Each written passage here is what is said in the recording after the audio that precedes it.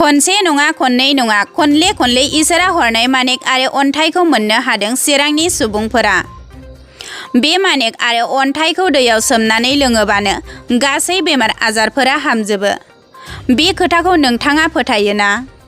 बेबायदि अन्थाइनि दै आरो मानेकखौ दैयाव सोमना जुदि गासै बेमारफोरा हाममारोब्ला चिरां जिल्लायाव मानो नांबावगौ हस्पिटाल आरो डक्टर?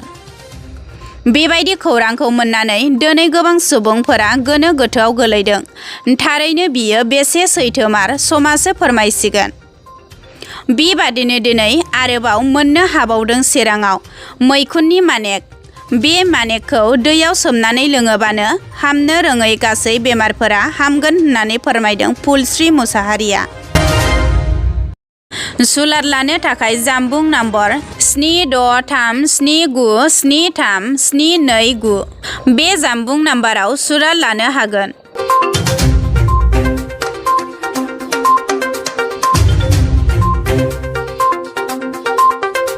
जोङो मोननाया जोंनि उसुङावनो मोनदों। गोजानाव लायनाङाखै जोङो बेयावनो जोंनो देखायनानै होदों। ओमफ्रायो मा होनो जोङो मोनानि 8था जाबायमोन।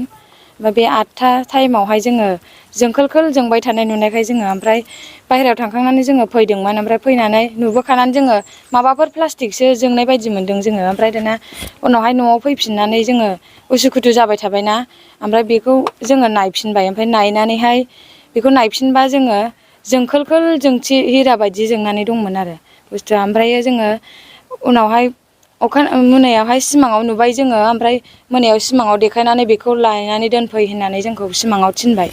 ओमफ्राय सिमाङाव थिननायावहाय जोङो अखानायै जोङो खननानै लायबाय आरो बुस्थुखौ। ओमफ्राय खननानै लायबाबो ओमफ्राय आरो होमबाबो थाबोबावदों। गासिबो जोंखोल हाग्रायानो उसुं सेरनि हाग्राया गासिबो जोंनानै थाजोब्बाय आरो। ओमफ्राय बे जोंनानै थाजोबनायावहाय जोङो सासे गुरुनाव जोङो सानसे अखानायै जोङो मोनायावहाय नायबावदों जोङो बुस्थुखौ। ओमफ्राय दाना मोनायावहाय जोंनानै थाजोब्बाय। अखा जेमोन आरो बे समावहाय आसार मासमोन। ओमफ्राय अखा जेयावहाय बेयावहायनो जोङो बुस्थुखौहाय जोङो मोनायाव नायबावनानै ओमफ्राय जोंनि गुरुनावहाय सासे गुरु दंमोन आरो बेनाव सोंहरबाय जोङो। ओमफ्राय सोंहरनानै बियोथ' हिरासो होननानै बुंबाय। ओमफ्राय बे हिरासो होननायाव जोङो गावसोर थिननाय बायदि जोङो मावदों आरो खामानिखौ जोङो बोखांनानै दोनफैदों न'आव। ओमफ्राय थेवबाबो जोंबाय थादों बे जायगायाव जोंजोबदों। ओमफ्राय जोङो सोरखौबा नुजानो गिनानै जोङो बयबो मानसिफोरा नुजानो गिनानै मोनानि समाव जोंजोबनाय नालाय ओमफ्राय जोङो नुजानो गिनानैहाय साथा खोबथेनानै दोनदोंमोन आरो बेखौहाय। मोननाया जों आसार मासाव मोनदों। ओमफ्रायो 7 मासाव हाबबाय दा। दा बे जिथु दै मुलिनि दैखौ रायजोफोरनो हरबाय नामा? जोङो फार्स्टआवनो जोंनि गुरुआ थिननायखाय जोङो जोंनि न'खरावनो नायग्रोदों। जोंनि न'खरावनो बेमार आजारखौ जोङो नायग्रोदों। जोंनि माबायावनोहाय सिथर सिला जानायावहाय। ओमफ्राय बेमार आजार दिनै जोंनि बिखुनजोआबो थाबायनो हायामोन। आथिङानो सिनस्रि सानाय आथिं सानाय थाबायनोनो हायामोन। गग्र' गथ'सो थाबायोमोन। ओमफ्राय बेवहायनो जोङो न'आवनो ट्राय नायग्रोदों गुरुआ थिननायखाय जोङो।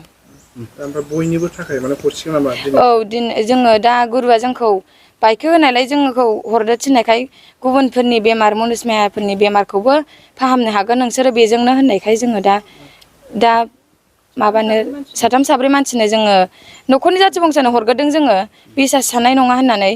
ओमफ्राय न'खरनि जाथि बंस'आबो लांफैनानै प्रमान मोननानै खोन्थाहरदों आरो। मा बेमारनि लक्षण गोनांफ्रा बेखौ लांफैदों? माने मा होनो उदैयावहाय अन्थाइ जादोंमोननो जोंनि बिब'आबो। ओमफ्राय बे उदैयाव अन्थाइ जानायाबो दा प्रमान मोनदों। ओमफ्राय बिदिनो सिं सानाय आथिं सानाय गासिबो अनेकथा बेमारानो प्रमान मोनदों जाहैदों दा। ओमफ्राय दाहायनि मानिबो लांफैदोंमोन। दाहायनियाबो मोजां जादों जाहैदों।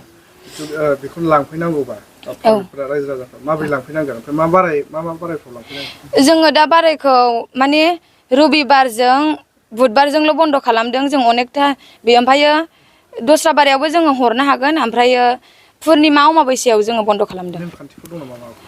दङ नेमखान्थिया गय जरा फाथै जरा लाबोनांगौ। ओमफ्रायो बिदिनो मन्दिराव जेरै लानानै फैयो बेफोरबायदि लानानै ओमफ्राय बथल लानानै फैनांगोन आरो दिंग्रिनि बथल लानानै फैनांगोन। कवाटार मा नाम होननानै मिथिदों? बेखौ जोङो हाथरखि होननानै मिथिदों। जोंजोबो? औ जोंजोबो बे गासिबो जोंख्लाबजोबो। ओमफ्राय सिगाङावथ' गिदिर जोंथारोमोन। मा गामि बेयो? बेयावबो 1 नं बरथिनालि सालबारि। बे गामियाव नोंथांनि न'आव फैनो थाखाय बबेजों हाबफैनो मोनखो? जोङो बेयावहाय जोङो माबानिफ्रायनो सामथाइबारिनिफ्रायनो ओरै सिद्दा रुनिखाथा रुनिकाटानि सिद्दा फैबानो हाबथिनालि होननाय मोनसे गामि दङ बे जायगायावहाय 1 नं बुथिनालि सालबारि बेयावनो सरबनि ससे नैबे हाबथिनालिनि टार्निंनि ससे ओरै साहा हाबबानो मोनो। मबाइलफोरजों कन्टेक्ट खालामनो हागोन नामा? औ मबाइल नाम्बारखौ होनो हागोन जोङो। नाम्बारा 7637973729 बे फन खालामबानो बे नाम्बाराव फन खालामबानो जोंनियाव लांफैनो हागोन। खेबसे बुंफिननो हाबावगोन 7637973729 ओमफ्राय आथिं आखाइ सादोंमोन आं दाख्लै खनसे लांजेननायावहाय आं एसे आन्दाज मोननाय बायदि मोनदों ओमफ्राय उदै सायोमोन बे जानाय जायगायावहाय ओमफ्राय दा आङो सानाय बायदि मोनदोंमोन ओमफ्राय आं आगोलहायबो आजां गाजां गोजानावबो थांबाय डक्टरनावबो थांबाय आन्दाज मोना मोनदोंमोन ओमफ्राय दा एसे आन्दाज मोननाय बायदि मोनदों आङो ओमफ्राय उदै सानाय थानाया एसे खमायनाय बायदि मोनदों आङो दा बेखौ खर'बो सोम सोम मोनोमोन एसे खम जालांदों। नोंथांनि बेमारखौ डक्टरनाव देखायाखै? मेरला नायबाय आङो दा क'क्राझारावबो थांबाय बङाइगावआवबो थांबाय आङो बोजों अजानावबो थांबाय आङो ओमफ्राय दाख्लै नैबेहाय आङो खनसे लांना नायदोंमोन दा बेखौ आं खनसे लोंगासिनो दङ आरो ओमफ्राय दा बेखौ एसे मोजाङाव दोनथ'नाय बादि मोनदों आङो दा आरामाव दोनथ'नाय बादि ओमफ्राय दा खननै दंबावो आरो आङो लांफैबावगोनानो आं दाख्लै खनसेल' लांफैदों आं उदै सानायखौ एसे सागानाय बायदि मोनदों आरो।